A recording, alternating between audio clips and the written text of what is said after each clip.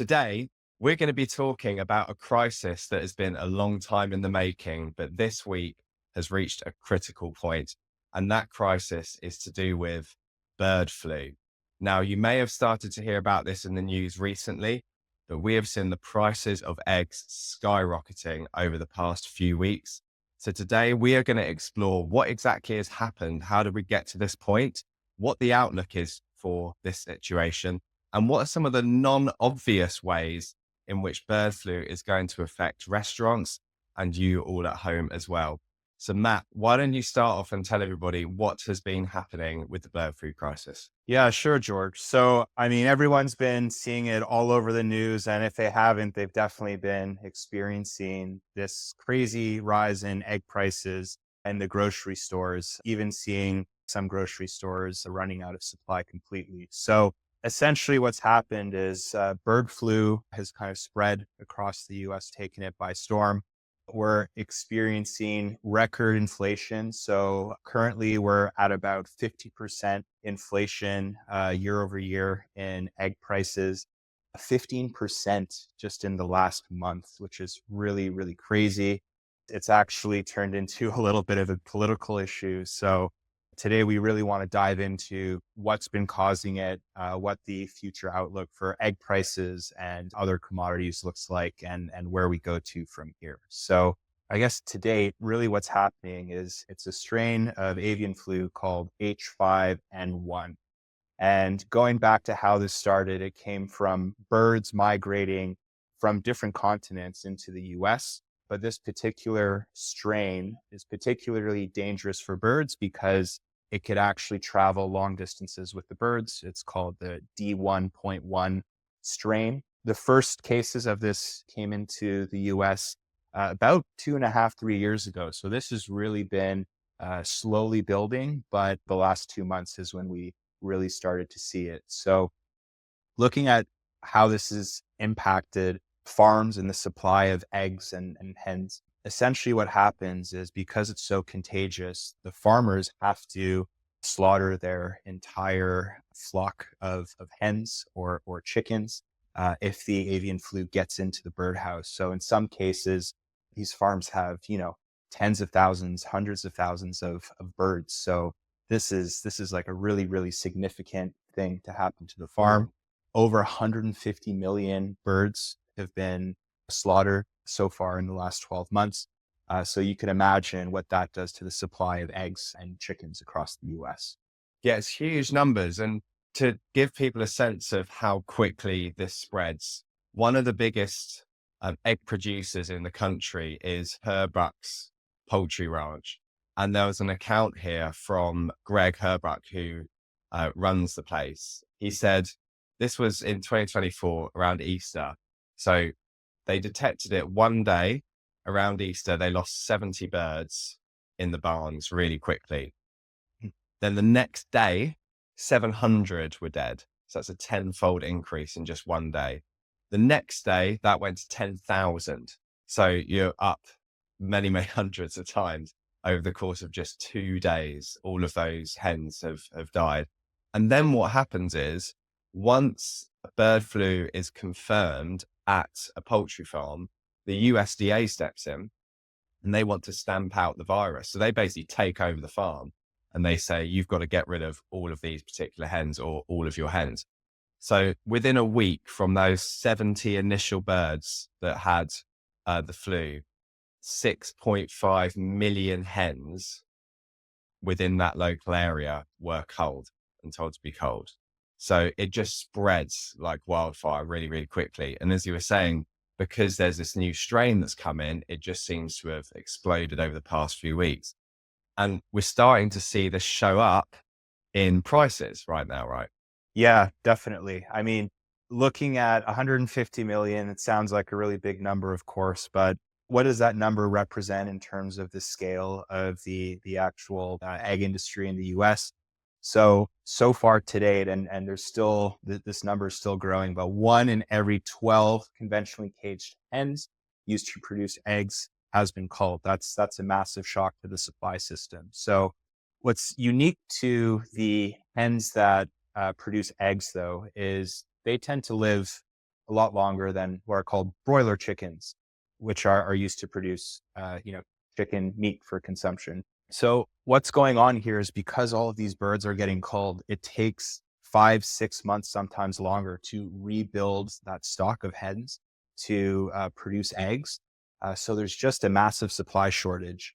What's also happening here and why we're seeing an increase in egg prices, specifically in the more kind of conventionally produced eggs versus the higher end free range eggs, is a lot of the consumers who have been purchasing the higher end eggs are now actually trading down. So because of that, there's like a double demand shock to conventionally produced eggs, and we're just seeing the prices increase to a level that inflationally adjusted hasn't been seen since the 1980s. So this is like Wow. a really generational kind of increase in the price of eggs that we're seeing right now. You might say they're very expensive now, Matt. So moving on swiftly, but that's an interesting point you raised because so 1 in 12 of the conventionally caged hens has been slaughtered. It's a bit less, isn't it, for the non-organic, but the cage-free hens. So you're sort of free range. That's only 1 in every 17. So not only is there sort of price pressure because of lack of supply on the conventional eggs, but because of this trading down, as you said, you've got this kind of dual effect, which means that for a lot of the buyers of those conventional eggs, a lot of which are in the trade and the industry, serving people in restaurants, that price is going up proportionally, even more than that kind of like higher premium end. And other interesting thing you pointed out there, but people should understand this is that the life cycle and the type of chicken that's used in egg laying is very different to the one that's used in chicken meat. So just because there is the bird flu is impacting chickens generally, because a broiler chicken that's used in meat actually only lives, what, 6 to 8 weeks? Yeah, Is it around that time? yeah, about six So weeks. they've got a really fast life cycle. So even though the flu impacts them the same, they're just, you can basically restart with a new flock very, very quickly. But for a chicken who's laying eggs, how long's that for them to get to start laying eggs from when they're born? 5 to 6 months. So Right. So you've got a very big big difference difference. now. So the supply shocks eggs a lot more than it does meat. So what does this mean for, let's talk about the obvious point first. So we talked about the price of eggs and that's going up. How do we see that's going to show up in the industry? How is it already showing up? And how are people going to start experiencing it showing up? Yeah, so we've already seen it show up in kind of brands like Waffle House that I'm sure many people have seen on the news. There's the 50-cent egg surcharge, which, is an interesting approach. It suggests to the consumer that this is kind of temporary in nature. So that is one way to offset costs, especially for the value brands that, are a little more sensitive in terms of margin. But I think we might see some clever menu engineering and menu design to start to influence some of the restaurant consumers to order other menu items that have the better margins than the egg dishes right now. So this could be through pricing, or it could be through actually designing the menu, highlighting certain dishes, making certain specials or combos a little bit more enticing visually to skew some more consumers ordering those products. So subliminally, people should be prepared. They might start to go to restaurants and instead of thinking, I fancy eggs today, they might think, I fancy fried chicken today. That's right. Well, yeah, certain parts of the market we'll see, but I'm an eggs guy through and through for breakfast. So yeah, we'll see how this impacts the wallet. But what about some of the other goods that eggs are really in? Like, talk through what some of those are, and interestingly, some of the brands that use a lot of eggs in their core service. Yeah. So interestingly, I mean, eggs, you think of breakfast, of course, but there are a couple of other parts of the supply chain that will likely be impacted. So, desserts and confectionery, eggs are a core ingredient to a lot of those types of dishes. So things like custards, mousses, puddings, things like buns, like Cinnabon might be affected by this using eggs in their mixture. Things like cookie and dessert chains like Dirty Dough or Tiff's Treats. Also, donut shops as well are susceptible because they use eggs in their dough for the donuts. So Krispy Kreme, Dunkin', Voodoo Donuts, these types of brands might suffer some inflation because of this. Outside of that, there's actually some secondary effects that we might see outside of kind of the egg industry, or egg as a core ingredient, I should say. So one thing that makes this particular strain of the flu really kind of unique and different is that it's actually one of the first ones that's transferred to mammals. So the dairy cow industry specifically has also started to see a lot of cases pop up. So over the last, I guess it's 8 or 9 months now, where the first few cases of the H5N1 flu being detected in dairy cows, there's almost 1,000 herds across the US of dairy cows that have been affected by this. So you don't need to slaughter or cull the herds of dairy cows, but what this means is they get sick, they produce less milk, and that means that it'll have a big impact on the supply of dairy, supply of milk, which will, potentially Mm. drive prices up. So to date, we've only seen about like 2 percentage points of the entire dairy market affected by this. So currently the impact on supply hasn't been massive, but it's something that if it continues to spread and get out of hand, we could see some shock to the dairy market in terms of inflation as well. Interesting. So milk could be affected more. And I guess it's a similar situation with chickens that are being used for laying eggs versus meat. So with cattle, you'd expect milk to be impacted more because they can't produce milk during that time of having the flu versus beef itself. Because presumably beef itself, obviously the cow will be slaughtered at the end, they'll be sick for a period of time, but it shouldn't disrupt the supply chain too much. Yeah, that's right. And the virus isn't actually like killing the cows, it's just making them sick. And it isn't Mm. transferable in consumption of the meat. So it's transferable primarily through, feces, saliva, but also milk, interestingly. So a little warning out there is raw milk products actually can be a way of transmitting the avian flu. So just watch out for any of the cheeses that could be affected by that. But pasteurized milk is no problem at all. Interesting. Okay, so pasteurized cheese for a little while then. Exactly. Um, it's also thinking a bit further ahead. So these are some of the near-term impacts, but like, how else might we start to notice behavior change of consumers or kind of behavior change of restaurants in what kind of products they're promoting to consumers if this continues as it looked like it could do throughout this year and the situation exacerbates? Yeah, definitely. So if you think about eggs, historically, such a staple good, such a cheap but efficient way to consume protein, right? So I think because of the way things are priced right now, the heavy inflation shock, if prices are sustained at this level or grow even more, we might start to see some consumers substitute for other sources of protein, particularly in the grocery store. So as we mentioned before, this won't impact the prices of chicken because of the flu itself. But what might end up happening is demand for eggs could shift to demand for other more affordable proteins that haven't been as affected by the market. So things like chicken, turkey, and pork. And because the demand for those products goes up as people substitute away from eggs, in a few months from now, we could see some of those prices going up in the grocery store as well.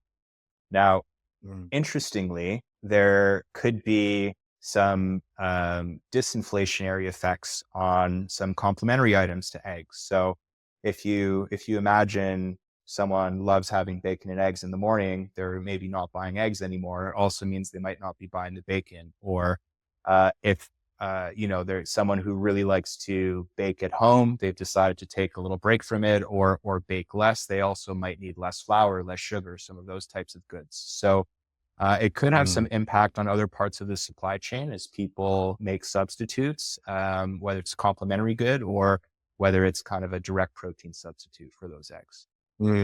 Interesting. I think you gave an example as we were prepping for this about sort of actual ingredients that you can use as alternatives to eggs. So that's in like beverages and foodstuffs as well. I think one of the things you mentioned was cocktails Mhm. and how you could use for a different foam instead of egg white. Yeah, I mean, right now, super trendy to have those nice fluffy cocktail drinks, especially in the higher end cocktail bars. Egg white is primarily the way that the cocktail bars will get that foam. There are other substitutes like aqua faba. This is the liquid from chickpeas. Also gives some of that foaming effect without imparting a ton of the taste. There are in like baking, there are, some tofu substitutes, some other protein substitutes that can Mm. be um, put in the recipe instead of eggs. Interestingly, because there's been such a rise in things like gluten-free or dairy-free or vegetarian alternatives to certain baked goods, especially, there's a lot of recipes with viable substitutes online that don't include any eggs. So for anyone cooking at home, there's still going to be lots of options out there, even if the eggs get a little too expensive to bake your favorite treat or make your favorite sauce. Yeah, that's good. We use ChatGPT at home often when we're trying to get substitutes for our home cooking and baking, and that's a really good source. So you can just say what recipe you want and then say substitute out the eggs and see what happens. Sometimes it's pretty good. Other times, they're not so good. And then I think to finish off, one of the big impacts that could happen here is a public perception impact. So eggs are a staple. Most families are buying eggs regularly, or people are eating egg products in regularly. When people see the price rising as greatly as we've seen over the past few months, 50%, looks like it could go even higher. That colors people's perception of inflation, and it makes them notice other price changes a lot more. That's what you assume to be the effect. I think if it stays just within eggs, it could probably be contained. But, the inflation report came out last week. It was a little bit higher than it could have been, 3% annualized. If people start connecting the dots here and feeling like actually things are getting more expensive, and then you could see a wage price spiral again. I do just wonder what political impact this could have right now, because inflation obviously was a massive issue at the recent presidential election, and bringing inflation down was, one of the big policy agendas from the current administration. I mean, how do you see that? Yeah, I mean, I think there is going to be definitely some pressure to try and slow down some of those very inflationary tariffs that have been proposed. We see the Democrats like using egg prices as kind of one of the main slogans of their campaigns, albeit they're doing it in some awkward and interesting ways. But yeah, politically, it's definitely at the forefront, especially since Trump's campaign was a lot around the economy and solving inflation. So I think it could have some wider impacts for sure, but specifically in the food industry, and I think as it starts to creep into some other goods and maybe even some like specific segments of the restaurant market, like the QSR segment, maybe a little more susceptible. There's a little less room to play with in terms of margin. Eggs are also used in a lot of common ingredients in that part of the market, like core ingredient in mayonnaise, as an example. So a lot of the sauces they might have to reformulate if they don't want to start like charging people extra for a packet of mayo or that type of thing, right? So I think it could slowly start to get out of hand, and especially the lowest income part of the market will be, unfortunately, the most affected by this, and we'll see how they react as a result. Yeah, yeah, interesting thoughts there. Well, this was really insightful. I think we're going to keep an eye on as it's emerging and see how this is linking into the broader topic of inflation over time as well. It's got a big impact on families, and it's got a big impact on the restaurant trade as well. So it's been really fascinating to start covering this today. If anybody's got any thoughts or comments they want to add, just do that below. I'm keen to hear how people have themselves have been experiencing this, any changes or strategy adjustments people who work in restaurants are looking to do to handle the short-term crisis, and anything long-term as well. Interested to hear your thoughts.